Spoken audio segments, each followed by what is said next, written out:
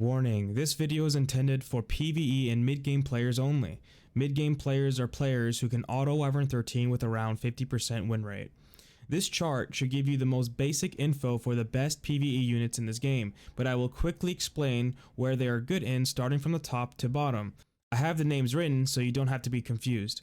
One last thing, some of these units are very niche but perform amazingly, so even if they are good at one thing, you should still pull them if you can. Remember to focus on PvE for the early and mid game. The first unit is Tamarine. She is arguably the strongest PvE unit in the game simply because of her bloated kit. She can be used in Abyss, Adventure, all expeditions, Raid, Labyrinth, Spirit Altar, really anywhere except for PvP. The second unit is Isaria. She is arguably the best consistent PvE defense breaker in the game that also provides a unique skill that resets any ally's cooldowns.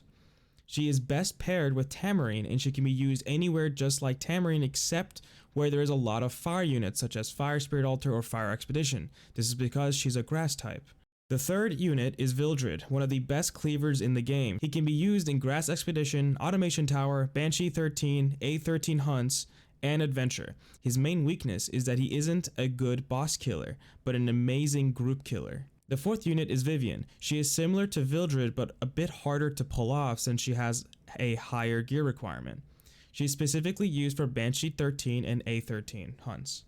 The fifth unit is Lulica. Water cleavers are rare in this game since the other water cleaver is Seaside Bologna, who is also limited. She is good in Wyvern 13 hunt, A13 hunt, Abyss, Fire Expeditions, Raid, and Adventure. She is a rare water cleaver who also has AoE defense break. The sixth unit is Sigrid. She is basically required for Wyvern because she makes everything 100 times easier, and is also required for the one-shot Wyvern team that you will build later. The seventh unit is Vivian, who is just like Sigrid but used for A13 one-shot. She's incredibly niche, but she's very good at doing her niche job. The eighth unit is Bologna, again another AoE defense breaker who is good in Banshee 13 and A13 hunts. You'll be farming these hunts quite often, which is why I'm recommending a lot of these Banshee and A13 hunt characters. She can also be used for Abyss thanks to her skill 1 dealing % health damage. The ninth unit is Bologna.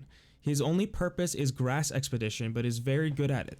He can be used for other things too since he is a AoE defense breaker, but ideally only used for Grass Expedition. The 10th unit is the only ML5 unit I recommend pulling first for Mystic Summons, which is Arbiter Vildrid. He is the best farmer in the game and later becomes a deadly PvP unit.